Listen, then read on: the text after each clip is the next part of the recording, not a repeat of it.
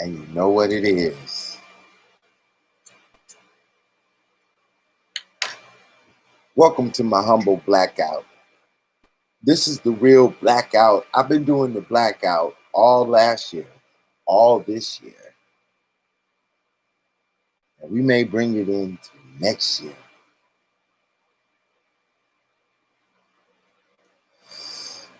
Black lives matter. Do black lives matter?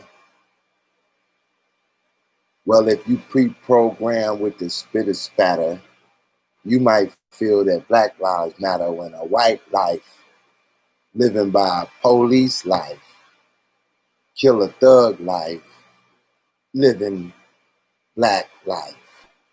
That's the only time it matters. When it fits the political rhetoric, it matters. Does black lives matter? I am going to dissect this so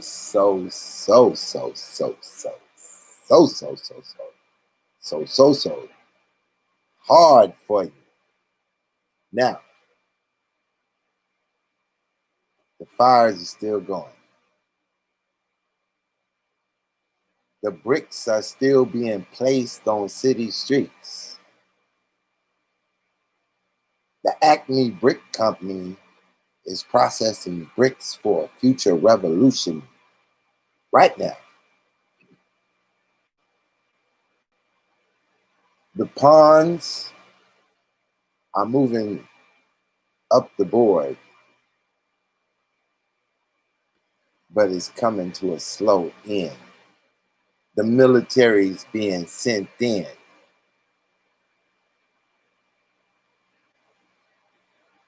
What is the purpose of Black Lives Matter? You hypocrites. If Black Lives matter, then all Black lives should matter.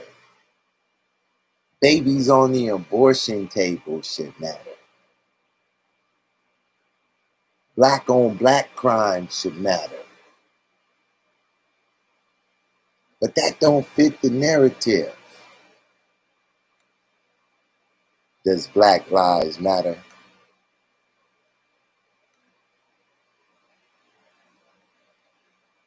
Did you catch the heavy load of the title? Do you understand what you're reading?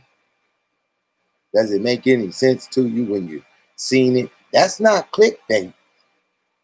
Don't let me go over your head thinking that I'm your everyday YouTuber about to beg for a donation or about to ask you to buy my t-shirt or ask you to go to my Twitter and follow me. I'm not doing none of that. None of that.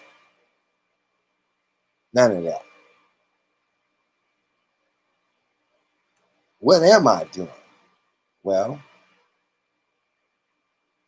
I'm speaking to a very few profound intellectuals. You won't believe the level of the minds that contact me. Boy, I got one for you. And murder is a joke. You are the racist. The racist is you. It's because they white guy killed that. You think they're racist. The racist, the Black Lives Matter. Go to Chicago. They don't have schools. And they die every day. They don't matter. Because you can get attention from that. What the fuck? Group of hypocrites. Go to Southeast, DC, Northeast. Tell them Black Lives Matter. If it matters, it should matter everywhere. You guys are hypocrites. Attention seekers. Attention seekers. Black lives should matter everywhere. It doesn't take a white cop to kill a black person to matter. Everybody knows that black kills black more than anything. You know that. It doesn't take a white person to kill them for you to come out. You leave. I'm present. You leave. Let me leave. Make me leave. Bunch of hypocrites. Black lives matter only when a white person touch a black person. You know how many black kids got killed in Northeast DC this morning? What did you do? You guys are the racists. What did you do this Go out there. Go out there and help them. Go tell the black person, Black Lives Matter. Then they will take you seriously. Everybody thinks this as a joke. You a joke. You pray. Go out there and do it. You a joke. What are you doing for the Chicago kids who are dying every day? What you doing? Do you go there and tell them Black Lives Matter? You going? Make me go. You going? Make me go. You so supportive of them go? Make me go. Black people kill black people. They don't come out and do this crap. The only time they do this crap is when a white person touches them. They're the racist. They're the racist. Because white cops, it's wrong for a white cop to kill a black person. That's for sure. But if it matters, it should matter at all times. So what are you fighting for? What are you fighting for? You're not here to fight injustice. You're here to fight justice. Will be stop violence. It's not about blacks. Unicorn world. That's not a unicorn world. Period. Okay, since you're so blacks are oppressed. I am black. I'm not oppressed. I am free. That's for you. That's an individual person. What about a systemic issue? Where? I am black. I've always wanted to be. I have I do what I want. You have the skills. This is a country where you have the skills. You want to do what you want. You do it. Stop forcing on people to accept that they're oppressed. They are not. I am not oppressed. I am black. Stop making people accept that they're oppressed. You're forcing a rhetoric into your mind, which is not true. That's my point. Violence is wrong, period. It's not about blacks. You agree that whites kill whites too, right? Have you seen any white person coming out and saying white life matter or white thing? No, violence is wrong. They literally do all the time. Every time there's a Black Lives Matter protest, a white person. Problem. It's a violence problem. The blacks kill blacks in black neighborhoods every single day.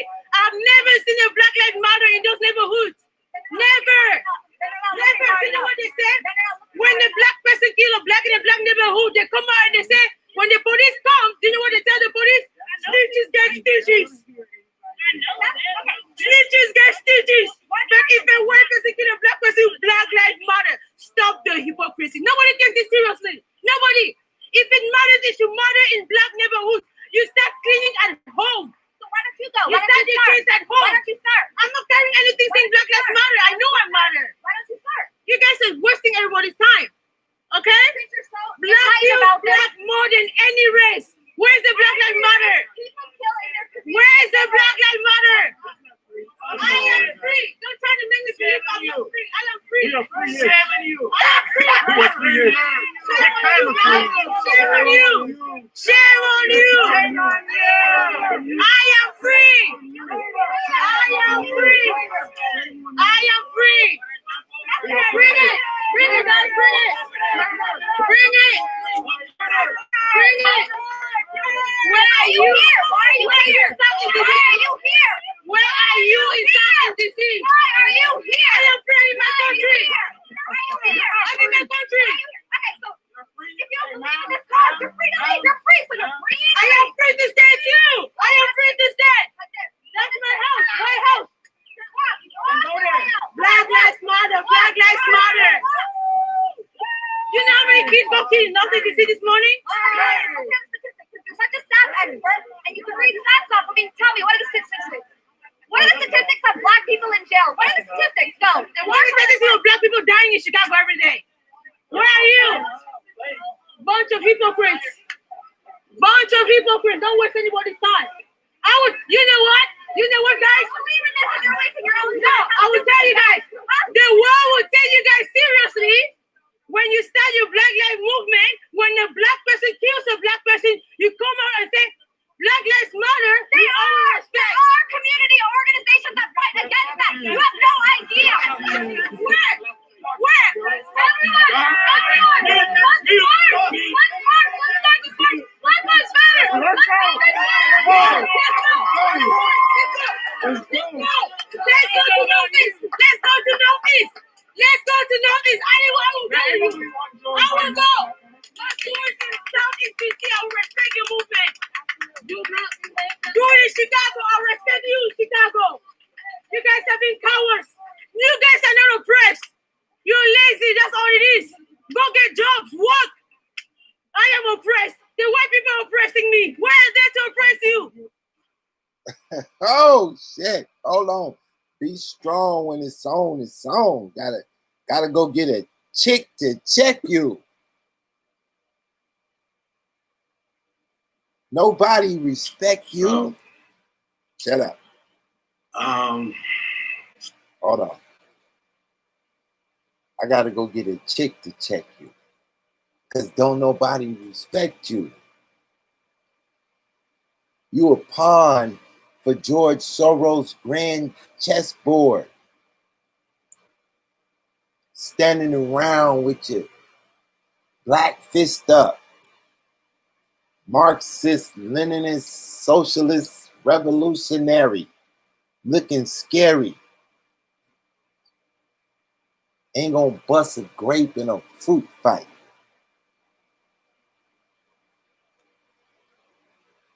Black Lives con job. Y'all not ready for this. Y'all not ready for this.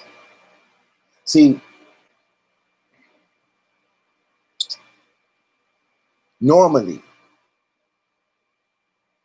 I come on my YouTube channel to upset you, to get you all about your skin. I'm a polemist. I'm on the attack. I'm not apologetic. I'm not trying to defend shit. I'm on the attack. Because y'all weak. If you was strong, I would go into defense mode. But since you weak, I'm coming for the attack. When I hit you, it's out the blue. It's that heavy hammer banging on the side of your head.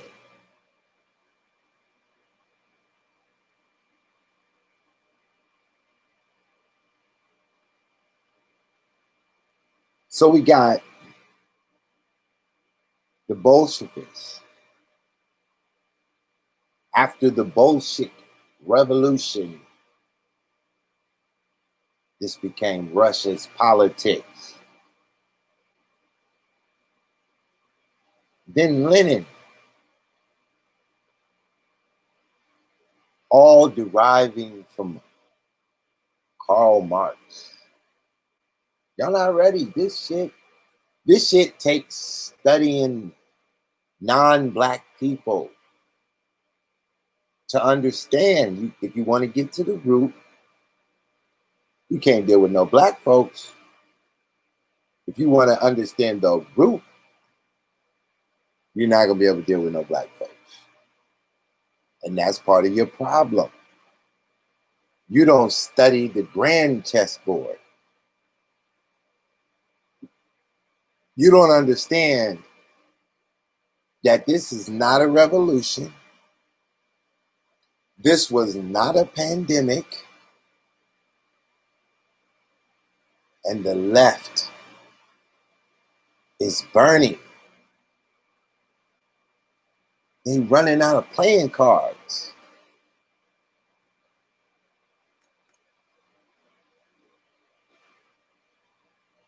I done did multiple shows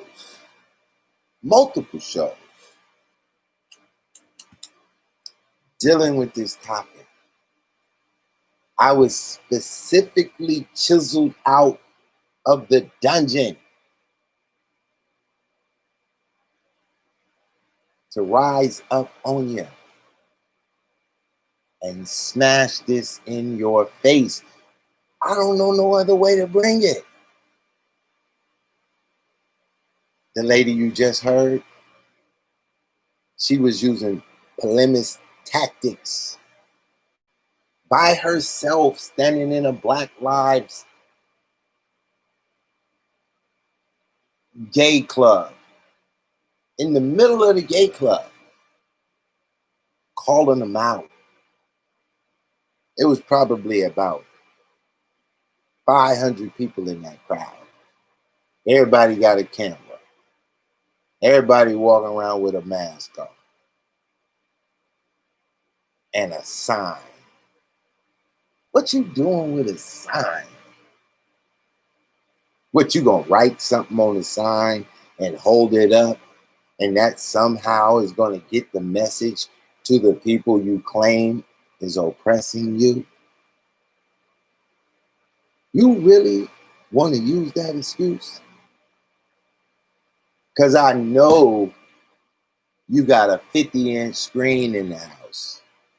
I know you got a laptop and a cell phone, 2 or 3 old ones in the drawer, and you're the most fanciest oppressed person on the planet. You got AC in your car, AC in your house, AC at your job, AC at the church. You even got AC at your atheist temples. And you're oppressed.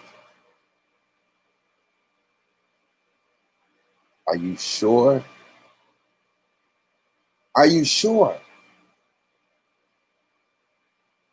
You buy your food at a white Walmart. You take your car to the white Toyota mechanic company.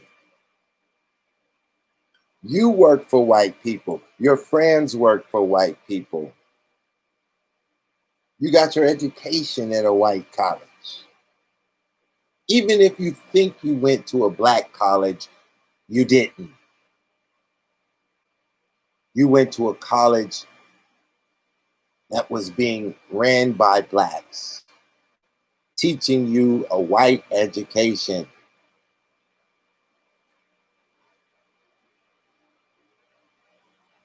You talk in the dialect of English. That's white. That's about as white as you can get. English. And you say all of that whiteness is oppressing you. We got plenty of examples of people who speak another language, an African language, live in an African continent, in a country named after someone in the past, one of their ancestors. They got an African diet. And here's what they think about you. That you live in Wakanda. That you have opportunity. But you say that you're oppressed. You don't really know what oppression is. Oppression ain't going to the mall to get some fresh Nikes. That's not oppression. Oppression is making your shoes from tree bark because it's the only thing available. Oppression ain't having a closet full of clothes. Oppression is having one outfit that barely hangs on your body.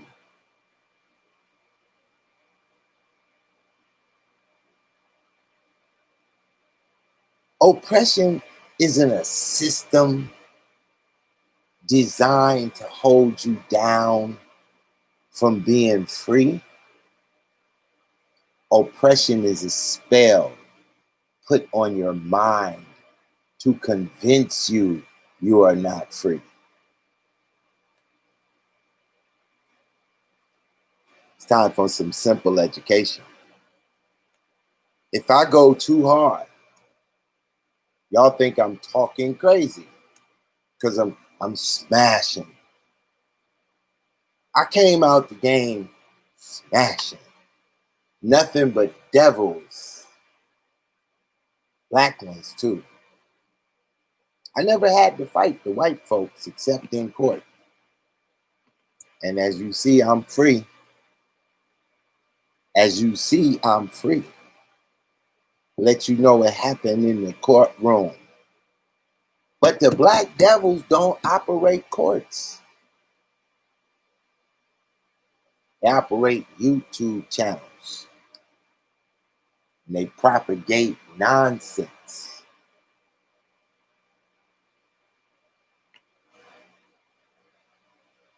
Now,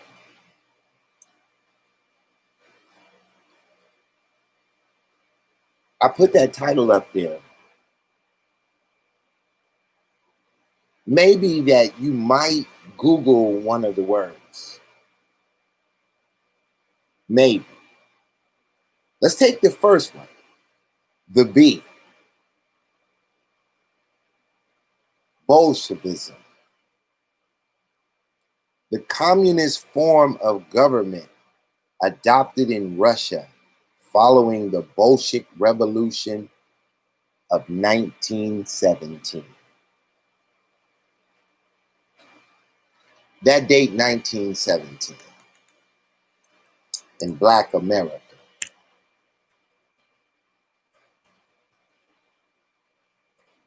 You think it's just these numbers don't matter? That they not using science on you? Do I gotta take you there? The National Association of the Advancement of Colored People, otherwise better known as the NAACP, held a silent protest, also known as the Silent March, and it took place on 5th Avenue in New York City. July 28th,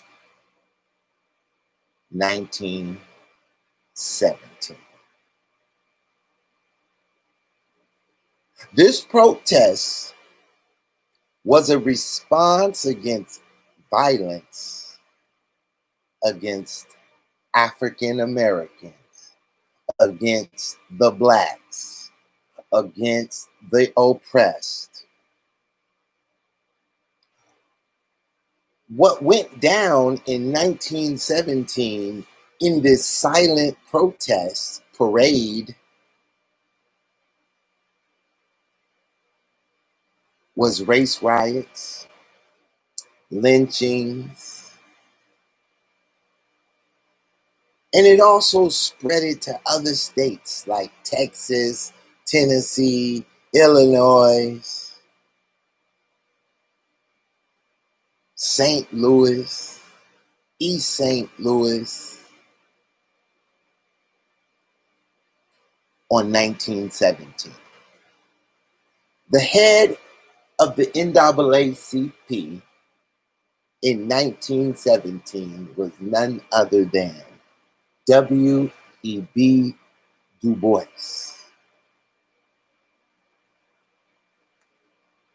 You think these numbers don't matter? You think this construct done changed because it's 2020? You don't think that the same programming done in the first March is the same programming in this March? How many of y'all gonna look up what I say? How many of y'all sitting there like this pit boss talking about? Let me type in 1917 the silent. What the fuck is there? How does this dude do this shit? How does he know how to do this shit? We only own the B in the L and the M. And I'm already hocus pocus with the numbers. 1917. Your socialism, communism, Bolshevism begins. You are now being witness to street knowledge.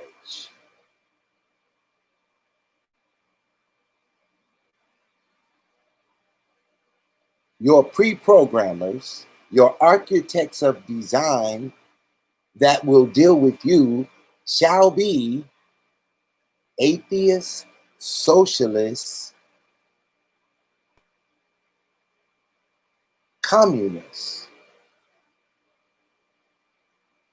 They've already sat in a room, organized the strategy.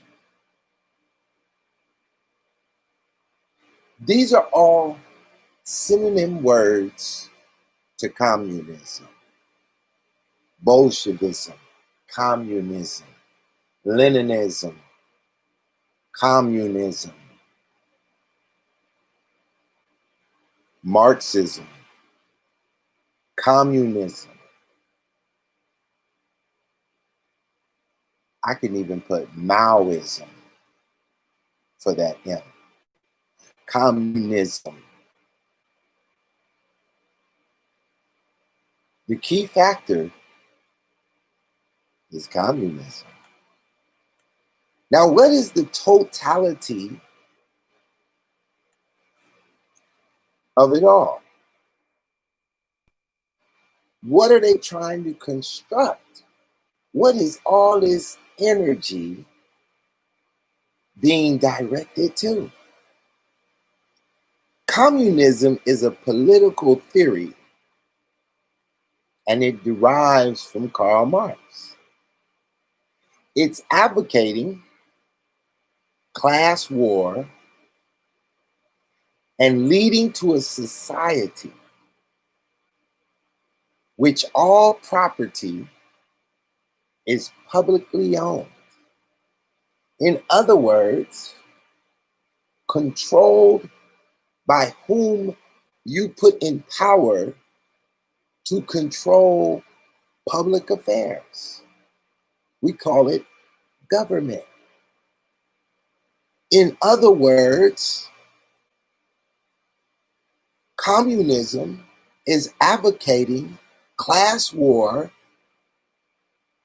and the leading to a society which all property is controlled by the government to whom you vote in. That's democratic process for government control of everything that you do. This is the totality of the end game. This is the checkmate to it all. But to get there, we got to take baby steps. Before you can harm them, you got to disarm them.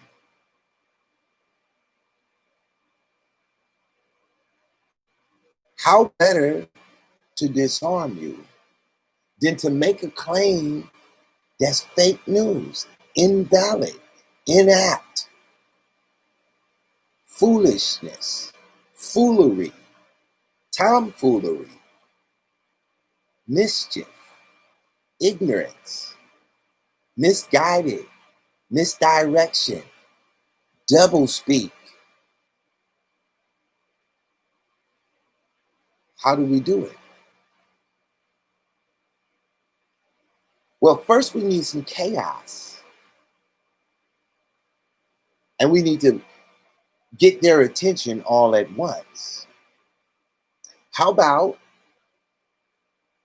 we tell Obama to fund a laboratory in China, in specific in a city called Wuhan.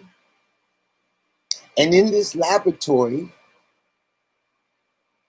they will dissect viruses of bats and other animals until they come up with something that won't kill everybody, but could cause enough panic that we could create a misdirection to get control of their minds, to put them in the house so they can get 24-hour news programming and keep them in fear.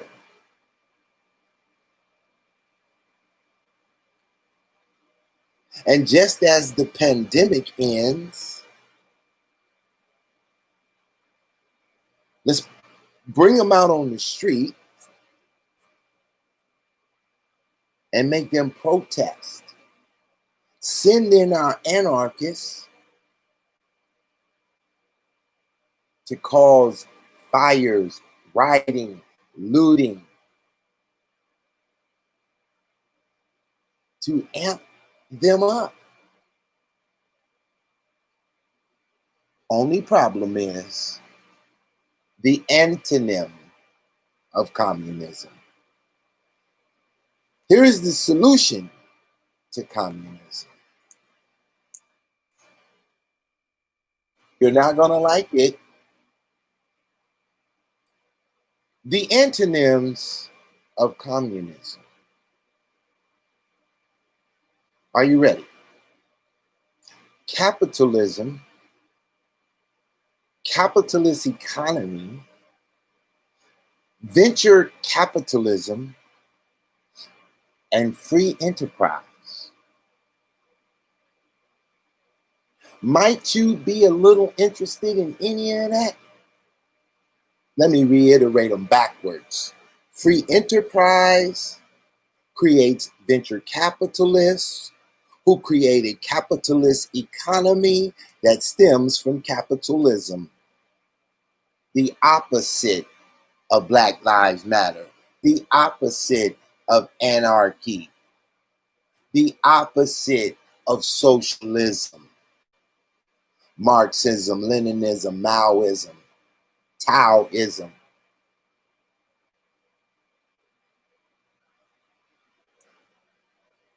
I'm doing this one slow. I'm putting gaps in between my words. The gap is called a selah. That's a moment of silence in between the thought.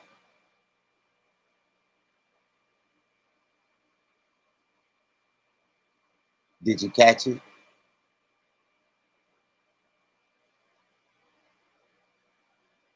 Did you catch it?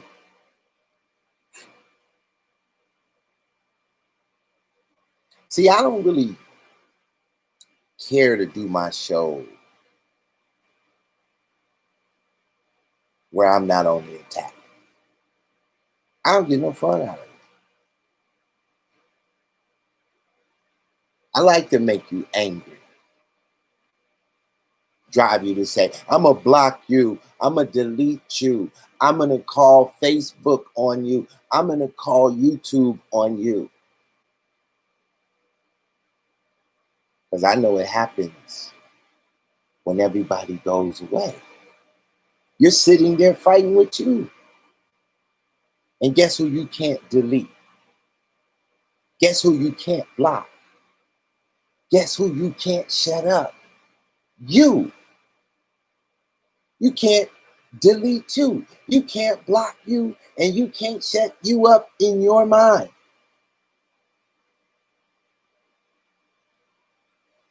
I programmed the voice of your subconscious that's fighting against your consciousness.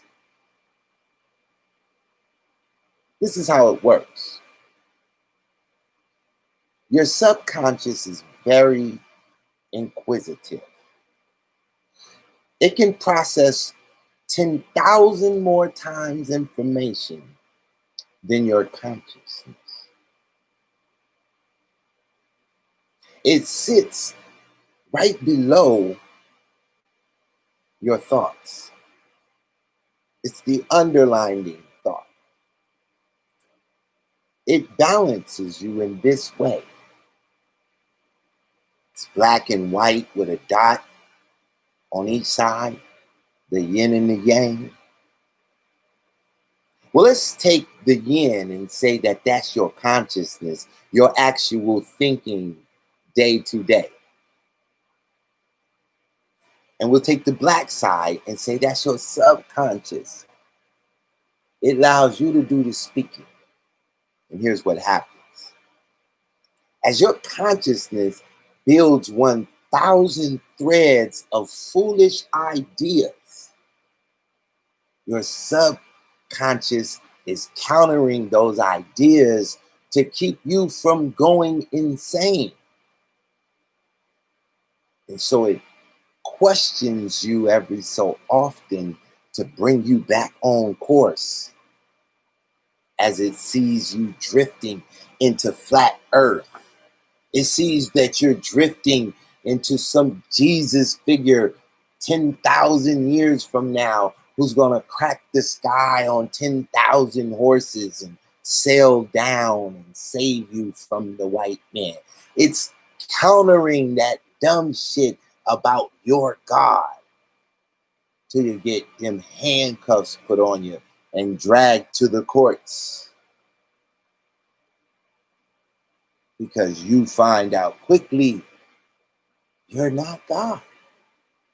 But it sounded good a week ago. It was all good just a week ago.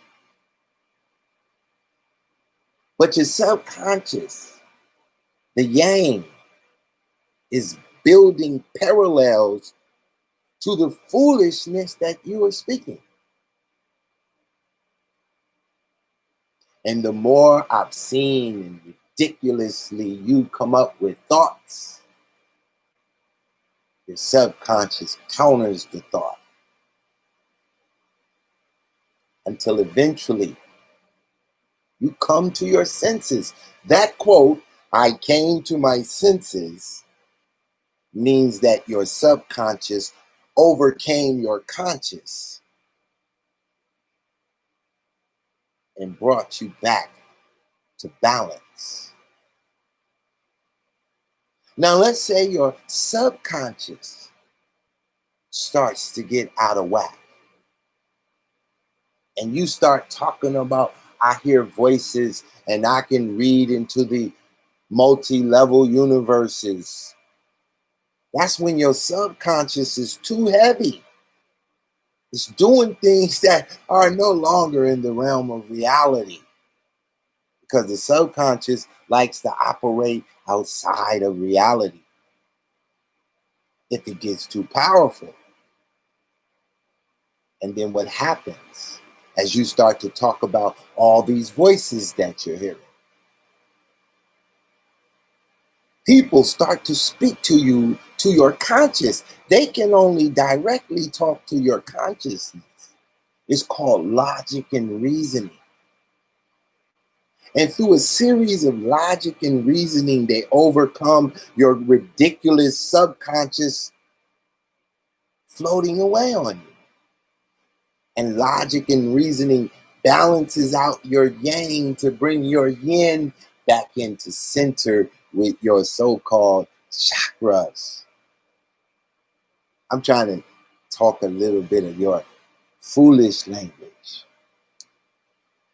because you're ready to receive that. Them balls I'm throwing at you coming at you fast. I throw speed balls, fast pitch. And I do it in a way that gets a response out of you that he's just crazy. Oh, am I though? You must ain't never heard me go 8 hours or more on a single show. No script to read from. All from membrane. Enough information and to drive you insane. And just think we still on the B. We're still on the B. I might not even make it to the L. I often just end my show. No goodbyes, no nothing. Just you in the moment and it's over. It all depends on how I'm feeling. All depends on how I'm feeling. So what we're doing here is guiding your conscious to see the reality on the TV screen currently. So I played a clip. This woman in the middle of the crowd, calling them out. She's the subconscious and they're conscious. But she's subconscious. She's deeper than their conscious. Their conscious told them they're out here because of systematic injustices. They're out here fighting a systematic system. What does that mean? Systematic racism. Why do they choose that word?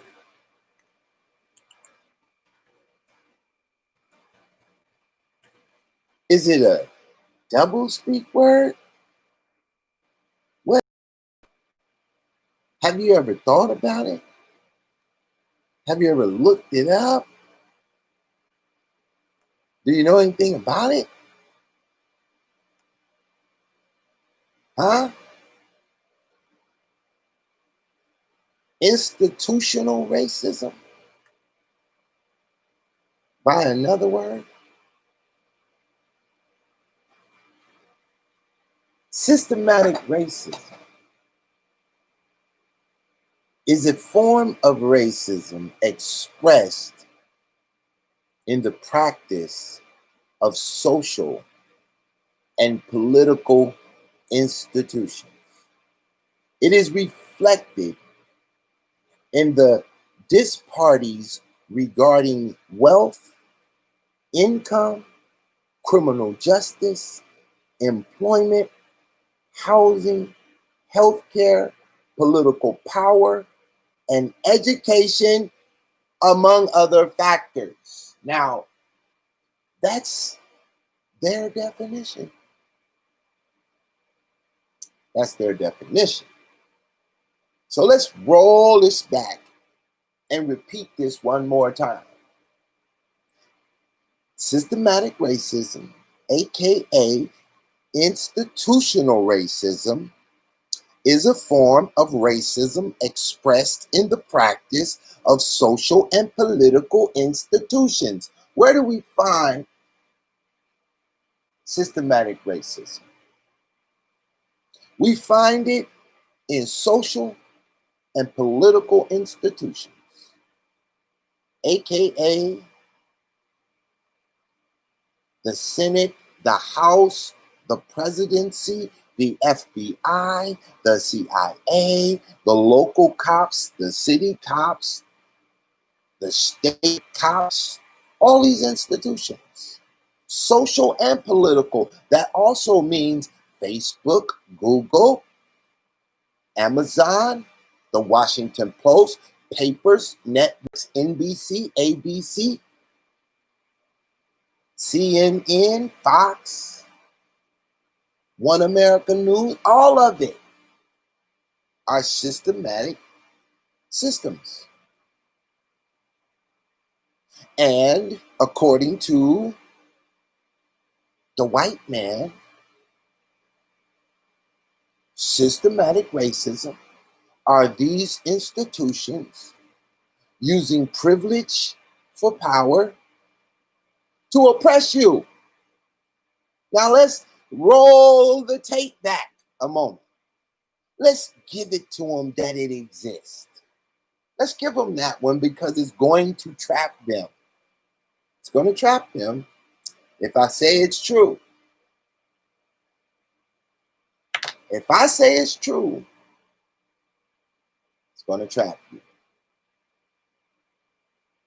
Are you ready for the trap? If these institutions,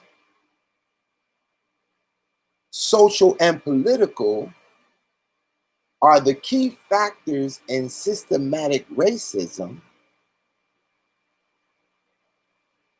then we could say those who control their systems are the masters who control the puppets. Hollywood would be one of those systems. Facebook is one of those systems. Google is one of those systems. YouTube is one of those systems. Who do these systems hate with a passion? None other than Orange Man Bad, Donald Dump, the fat guy, the racist, bigot, homophobic asshole in the White House. They hate him because he said that the systematic racism that you guys have identified is a swamp. I told you this shit was going to trap you. Donald Trump says that the top head of the CIA is corrupt. We would certainly believe that if systematic racism, institutionalized racism was real, then the CIA at the top could be a major piece on the grand chessboard. Obama didn't say they was corrupt. He used them to get a FISA paper to tap into a presidential candidate's campaign because he wasn't working for the team. And they needed to see what he was doing so that they could defeat him. They wasn't ready for his tactics. He was a bad actor. He put a mollywop on the back of their head. He wasn't ready. I never caught him slipping before. And so he says the CIA is corrupt, the FBI is corrupt, that the news was fake, that they were putting out fake stories, false information. Who's doing it? Well, the people who control systematic racism.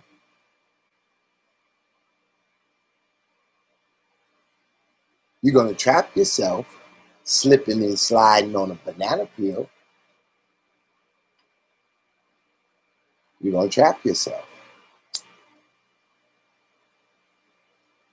So if systematic racism, institutionalized racism is why they're out there to defeat it, this is why they threw stones at the CNN building. They were lashing out at systematic racism. CNN is one of the victims and the victimizer. CNN was the victimizer of systematic racism and the victim of the mob, of the thugs, of Antifa, of Black Lives Matter, and of the opportunists. Victims. Because they represent the system, the man. Donald Trump claims that CNN is an extension of the Democrat Party. He also claims that they're one big snake, that they are all just segments of the snake. And he also claims that the head of the snake is the Federal Reserve. There's a word you haven't heard lately. The Federal Reserve. What is their role in systematic racism? To oppress the black people.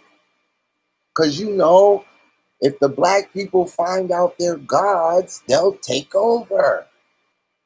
You know why they're doing it? Because they know you're kings and queens, right? And as soon as you find out you're a king and a queen and a god, you're going to take over. And you're going to oppress the white people.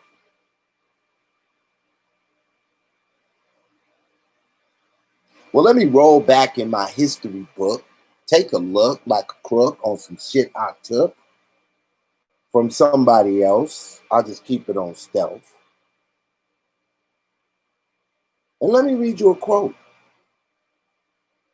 by a man named Kelly Miller. He lived from 1861 to 1939.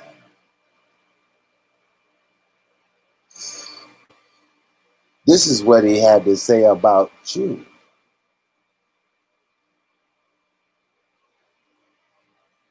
The Negro embodies the assemblage of Christian virtues and grace to a degree unequaled by any member of the human family. Meekness, humility, and forgiveness of spirit is an undetachable coefficient of his blood.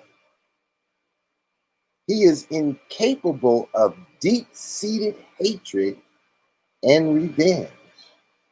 He endures with a passivity and quick forgetfulness, outrage, and contumely, which would make other races curse God and die. Kelly Miller, about the black man. Why would he say that?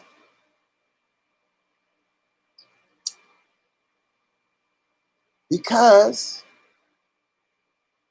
by the time he was living, the Civil War had ended and blacks were almost free. Just a few more years from the time he was born. He wouldn't even know what slavery looked like.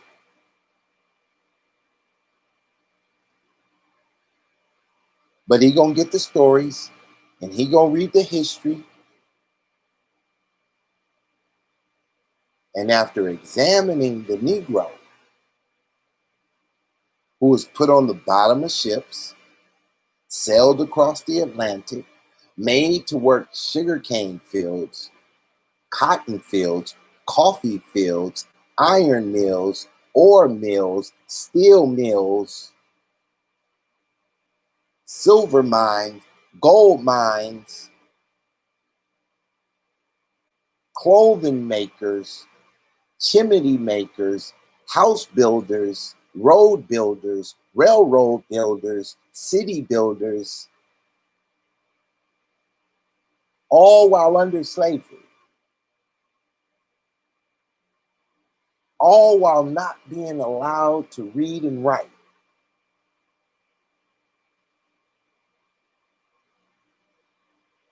Cabinet makers,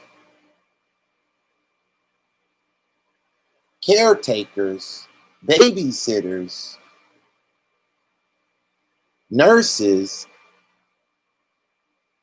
all while under slavery. And now you free niggas can't even qualify for a Walmart job. You don't even have skills. You can't work the cash register. You don't have any accounting. You can sweep. We'll put you in the parking lot. You can pull baskets in. We'll put you in the parking lot, let you pull baskets in. And from building baskets, pushing baskets back into Walmart, you became a manager, an assistant manager, then a supervisor, then a stockholder. then a millionaire, then a high-paid nigga from pushing baskets in an oppressive, systematic, institutionalized, racist country that can't stand your black ass. Ain't that a bitch?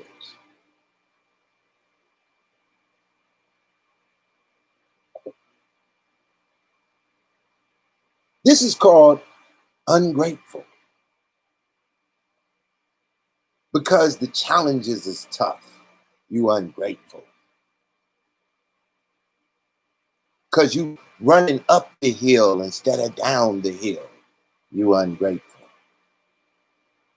Because it ain't easy peasy, pudding pie. You cry.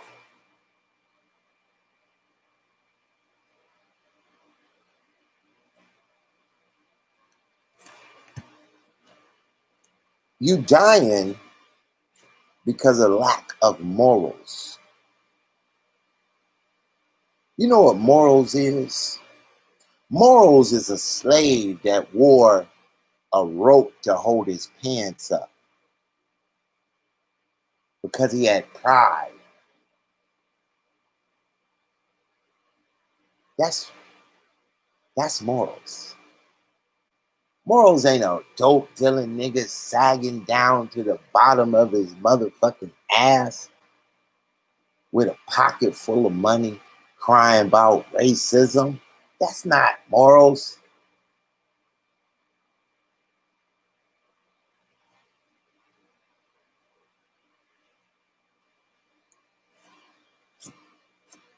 Morals is hard work in a cotton field. Blisters on the edge of your fingernails. That's some hell of a blisters on the edge of your fingernails. Damn. And still show up to work every day. Even on Sunday. That's morals.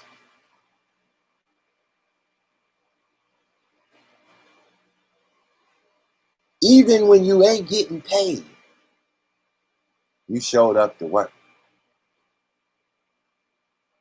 Because you had morals. This is what he was talking about in the quote. That through all his pain, through all his unrighteousness, the Negro is still willing to forgive. Ain't that a sucker ass nigga? No, it's not. It's what you call dignity.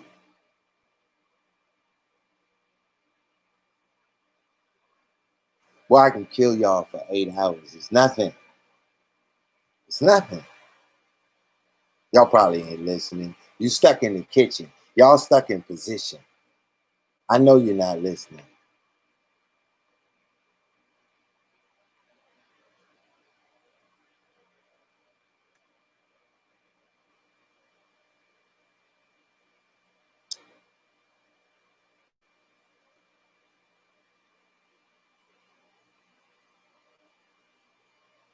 What is the white people's role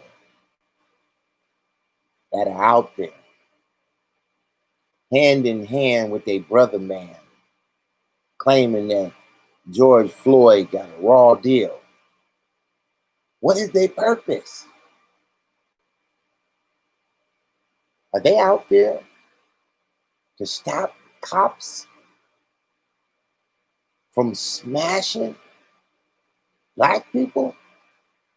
No. Hell no, they're not out there for that. They're out there for Leninism. Now let's dig into the L. Let's get into that L spell. Why not? What the hell? What is it going to hurt if we pull you out the dirt?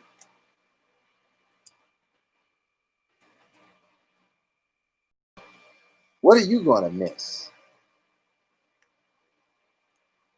Are you sure you know? Black Lives Matter, BLM. In our version of the BLM, it's Bolshivism, Leninism, and Marxism. That's Black Lives Matter's ideology. Might not be their acronym, but it damn sure is their ideology. Leninism is a political theory developed by a Russian revolutionary, Vladimir Lenin, that proposes the establishment of the dictatorship of the proletariat led by a revolutionary vanguard party as the political prelude to the establishment of socialism, of socialism, of socialism. It is the prelude, the political prelude.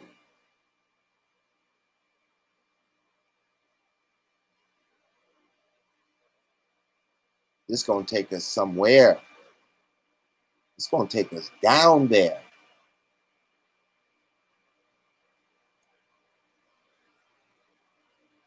Do you understand?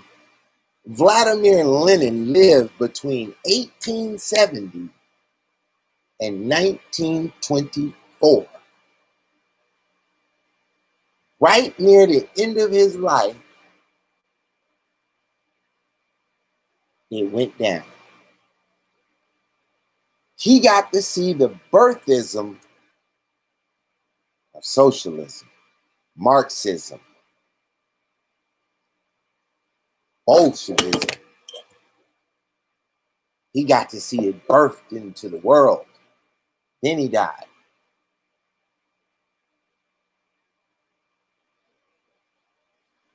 Now, if Leninism is a political prelude to socialism, then Black Lives Matter on the front lines is a political prelude to the Democratic Party's socialism. They need a prelude to it, and that shall be Black Lives Matter. The anarchist, the protester, the leftist sympathizers, and the opportunists. Don't forget the opportunist. The opportunist makes up the fullness of the crowd.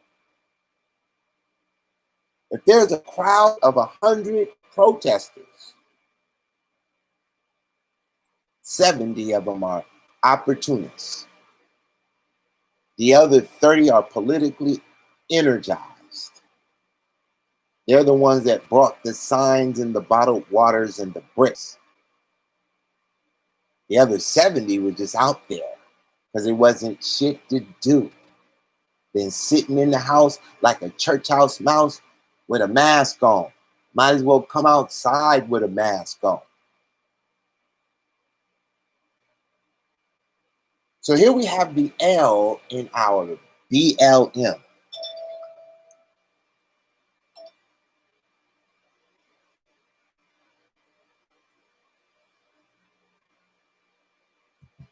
Now we have the L, Leninism. It's going to get deep. It's going to get deep.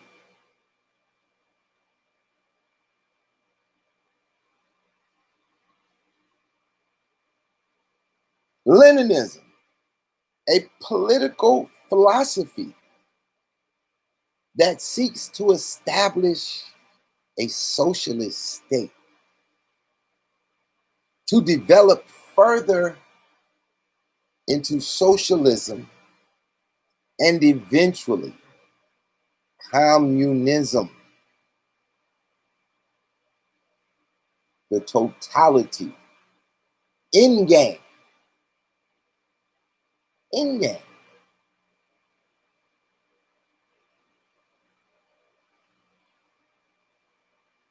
What is the Black Lives Matter rhetoric? social injustice, white racism, institutionalized racism controlled by the socialist Marxists, Facebook, Zuckerbergs, the Goldbergs, the Silverbergs, the Weinsteins, the Mindsteins, all the Steins.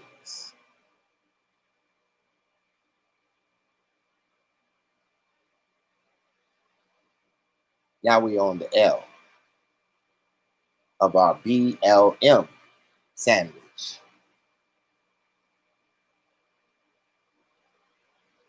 And we have a political prelude in the L.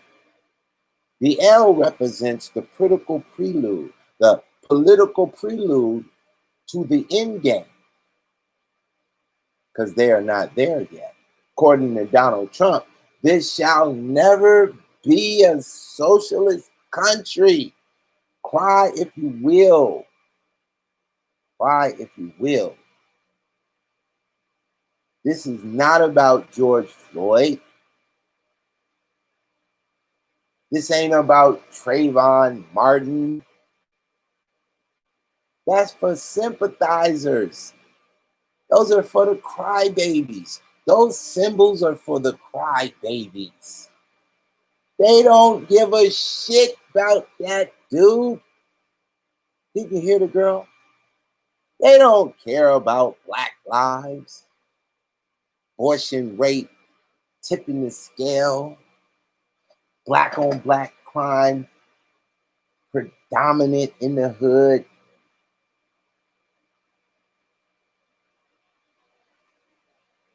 A 15-year-old kid can get his hands on a 9mm, an ounce of cocaine, half ounce of heroin, and 3-4 pounds of some motherfucking bomb faster than he can get a bottle of liquor at the liquor store. In the hood. I tell no lies. A 15-year-old kid could get his hands on a gun, some dope, and some weed faster than he can get a bottle of liquor. Bet money on that. Because in between him and the liquor store is the gun man, the dope man, and the weed man.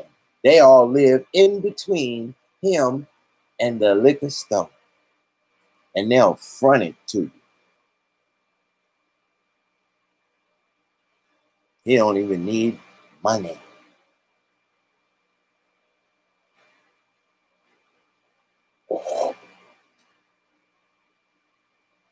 Now let's get to the deadly part. That Marxism. That Marxism. You sure you ready for some dialectic materialism?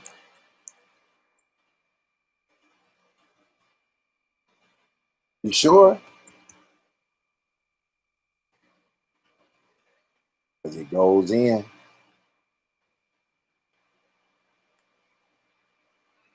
Are you sure? Marxism, the M in our BLM sandwich, has a baseline known as dialectic materialism, and it is a philosophy of science and nature. Science and nature is the conscious community. Science and nature, things they can touch and see. They don't believe in superpower. This is why they can't be God, because they don't believe in a superpower. They believe in power, but not a superpower. Dialectic materialism is a philosophy of science and nature developed in Europe and based on the writings of Karl Marx and Friedrich Engels.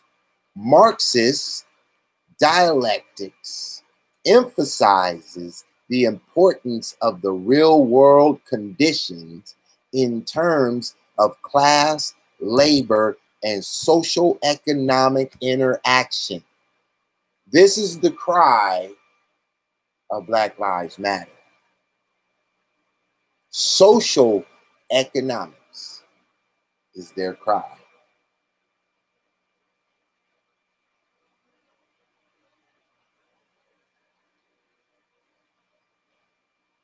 Do you get it?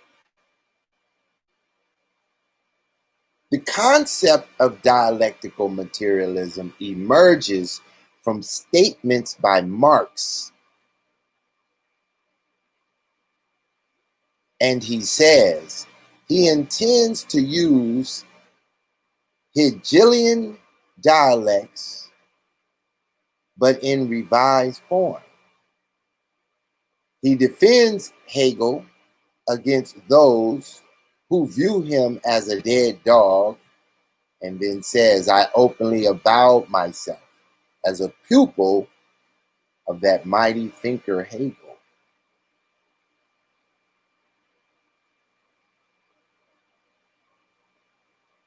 For Marx, human history cannot be fitted into the neat and porous schema. He explicitly rejects the idea of Hegel's followers that history can be understood as a person, a part of the metaphysical subject of which real human individuals are, but the bearers.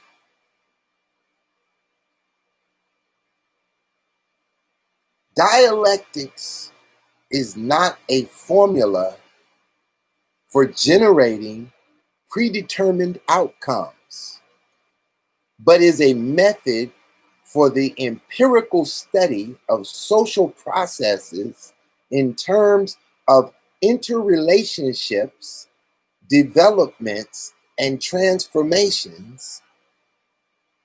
The introduction of Marx Capital, he writes, when the dialectic method is applied to the study of economic problems, economic phenomenons are not viewed separately from each other by bits and pieces, but in the inner connection as an integrated totality structure around and by a basic predominant mode of production. Woo, I know that's too goddamn deep for you. So let's break it down.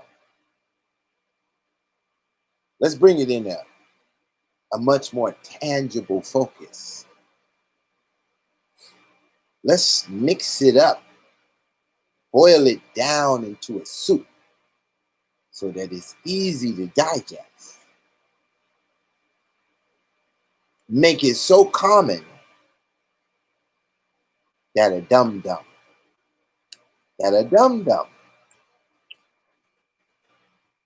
can levitate off this information.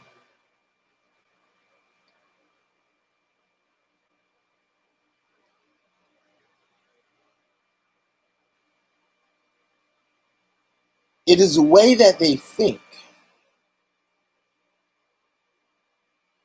to make all things in reality tangible to each other. This is a control mechanism. Marxist dialectic controls your thinking, which leads us to the Leninist perspective, which will operate the prelude to the political atmosphere to create the Bolshivism, the revolutionary spirit that will drive this entire machine to a state-controlled government. where the state is representing the public. And the doublespeak is that everybody owns a piece of it. But the state controls it. You own a piece for you because you are too simple to control it for yourself. I know it's slow and it's hard to digest, and it's a whole lot of words you haven't really studied, and you got Google. Take just a piece of the show and Google it. You'll be an hour just on the beat trying to work it out. You think I'm wrong? Do you think that pit boss don't understand what's going on? Something is wrong. I know something is going on. Do you think these people are rooting for capitalism? Venture capitalism? Capitalist economies? Do you think that's what they're after for? Do you think that they're out there to promote capitalism? Hell no, we won't go. Because you got capitalism in the White House with Donald Trump, deregulating this, deregulating that, putting tariffs on this, smacking tariffs on that, making iPhone, bring your ass back. Build a whole building in the middle of Montana. Put it in Chicago. Drop it in Detroit. Bring the businesses back. Deregulate all the regulation. That's anti-government. If you deregulate, you're anti-communism. If you regulate, you are taking baby steps towards communism.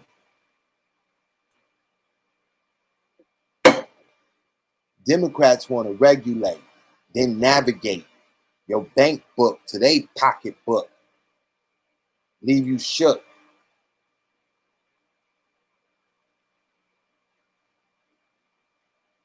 You're not hearing me. Trump dropped the economic numbers. There's another explosion. The economy is coming back. What that mean for you?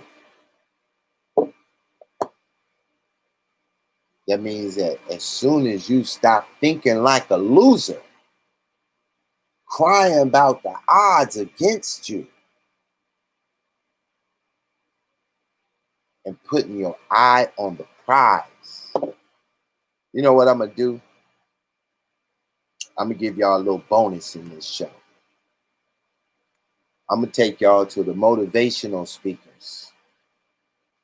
I'm going to let one of my favorite drop a little something on you. Just to brighten up your day.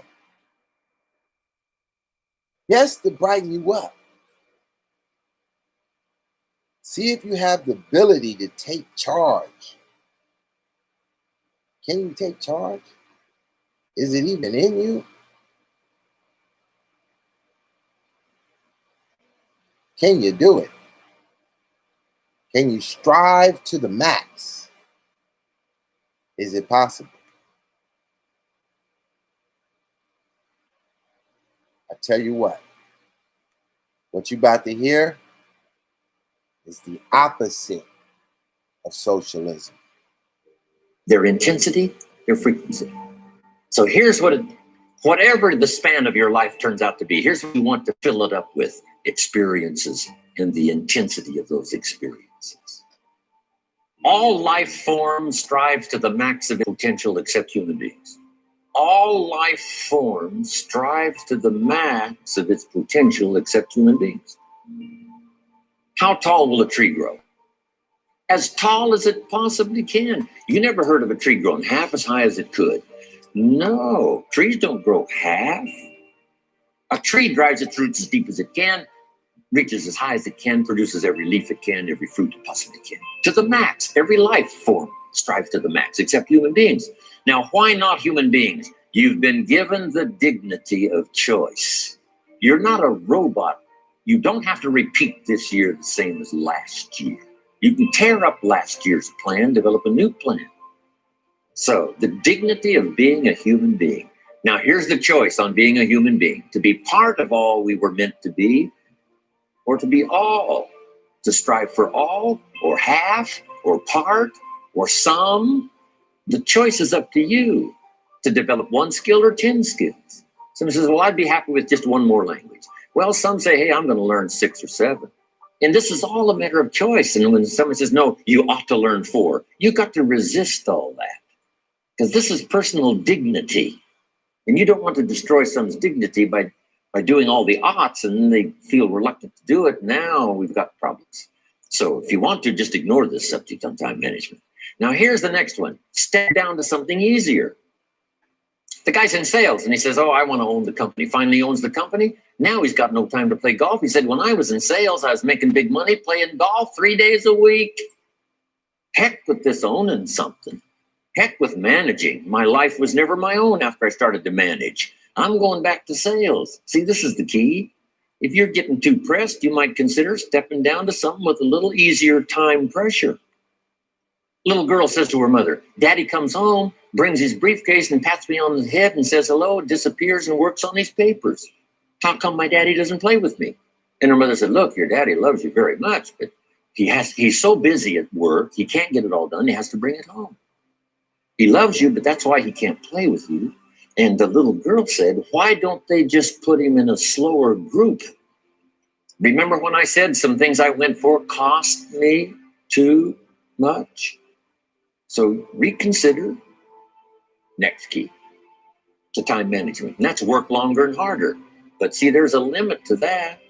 I almost lost my health the first year. I went so crazy about personal development and achievement. I just went bonkers.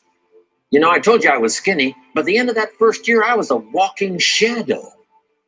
And then it suddenly occurred to me, what if I got rich and too ill to spend it? I mean, that was a shocker. So I started, developing a little more reasonable.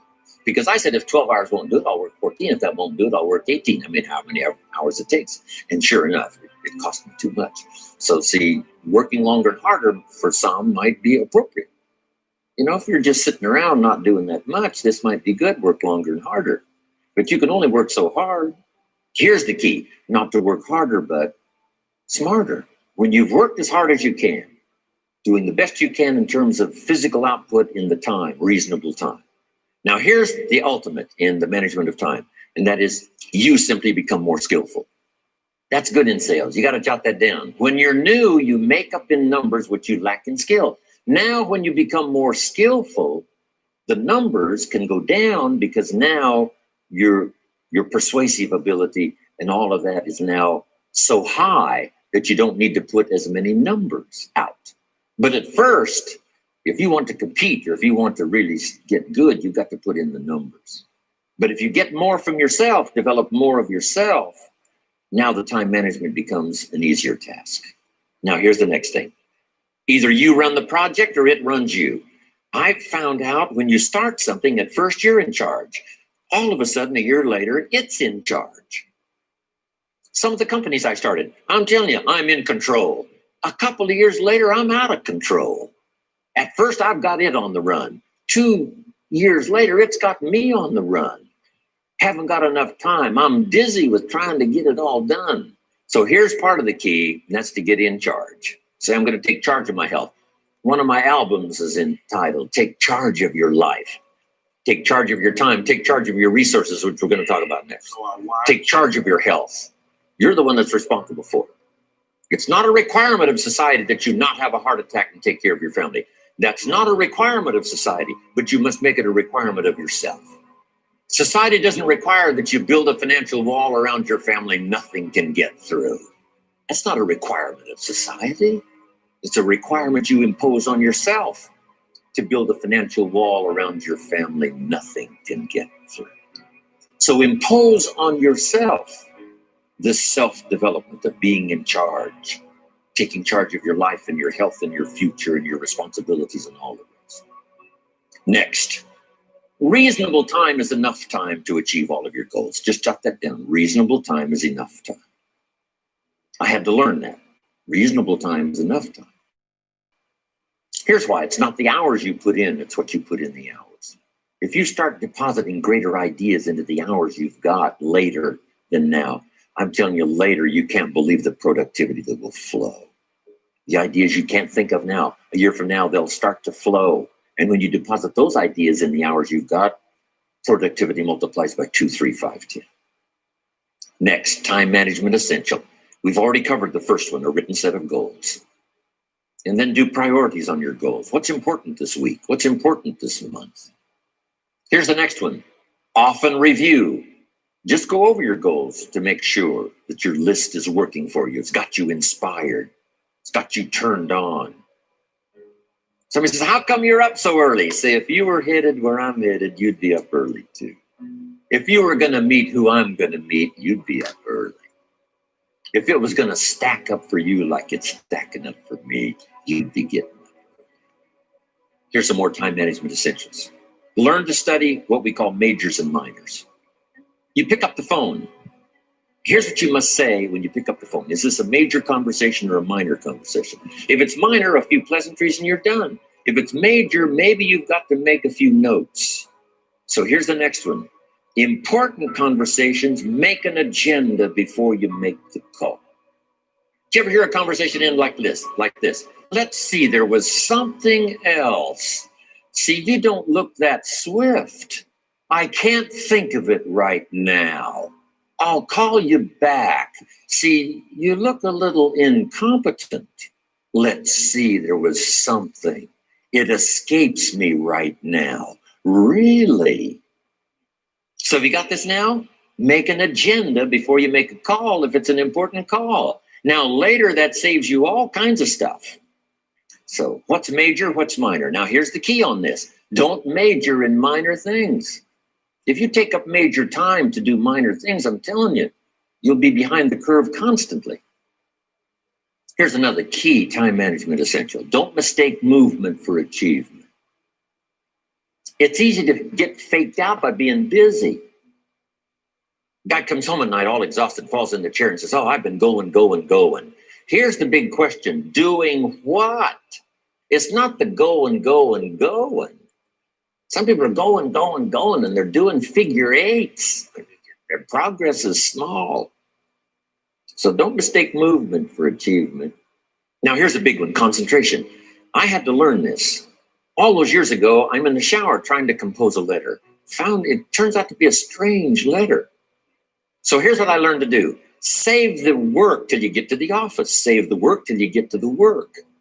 Don't try to get to the office on the way to work. On the way to work, enjoy the way. In the shower, enjoy the shower. Then go to work when you get to work. I found this to be helpful. Concentration. Here's another big one. Learn to say no. I'm telling you, in such a social society we have now, it's so easy to try to be a nice person saying yes to everything. Find yourself overloaded. Now you got to call and make the, well, gosh, all the time it takes to back out of something that you said yes to too quickly. Here's what might be better. I don't think so, but if that changes, I'll call you. Little things you can use not to overcommit yourself. My friend Ron Reynolds says, don't let your mouth overload your back. It's a good one. Now, here's a big one on time management. When you work. When you play. Don't mix the two. Don't work and play. I used to take my family to the beach and I would bring my briefcase. I learned not to do that. Or at the beach, I'm saying I should be at the office. Now my family's upset because I'm at the beach and I'm thinking office. Now when I'm at the office, I'm thinking what? I got to get my family to the beach. So things are not going too well at the office because I'm thinking beach, and things are not going too well at the beach because I'm thinking office. Here's what I learned to do. At the beach, be at the beach. At the office, be at the office. When you work. When you play. Don't mix the two. Don't work at play. Now, here's one of the most important ones. Don't play at work. Work is too serious. And it's just that simple. The outcome is based on the state of mind. You can be angry or you could be happy in any condition. In any condition. So we boil this down to this. If Black Lives Matter, when does it matter? How does it matter? Very simple.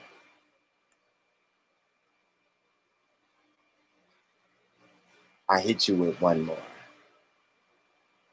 You might want to strap your helmet on for this one.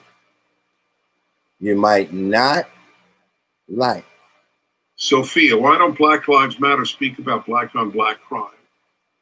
Because that would end their entire narrative that whites and white racism is the greatest problem in black life, which is the worst possible thing that you can say, because A, it's a lie. B, it hurts blacks because let's say you had cancer. You go to an oncologist, a cancer doctor, and he gives you a completely wrong prognosis, or a diagnosis, I should say. And he says, you know what, you have bone cancer, but in fact you have pancreatic cancer. Because he just didn't want you to know you had pancreatic cancer for whatever reason. Is he doing you a favor? The problems that afflict some, not all, obviously, of black life have nothing to do with whites. And it only does harm to blacks to think that it does. What are whites supposed to do? What they really want whites to do in the final analysis is say, oh my God, we are so awful. But let's say every white said that. We are so awful. What then? What happens the next day? Does it give the black child who doesn't have a father? Does it give the black kid in class who disrupts the class reason to stop disrupting the class? I mean, think about it. What good does it do? What good does it do? What's up, man? If Black Lives Matter, black people would be upset every time a black person is killed by anybody and anything. If an asteroid came down and smacked a black person on top of the head, Black Lives Matter need to be out there fighting the asteroids.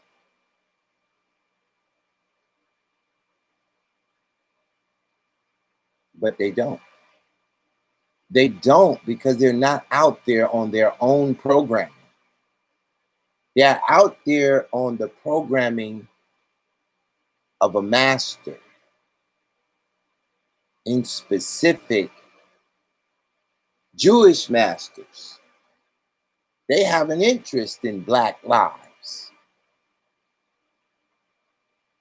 They fund your movement and train your kids, all for the aspect of communism, socialism, Marxism, Leninism, Taoism, all the isms. This is why you protest.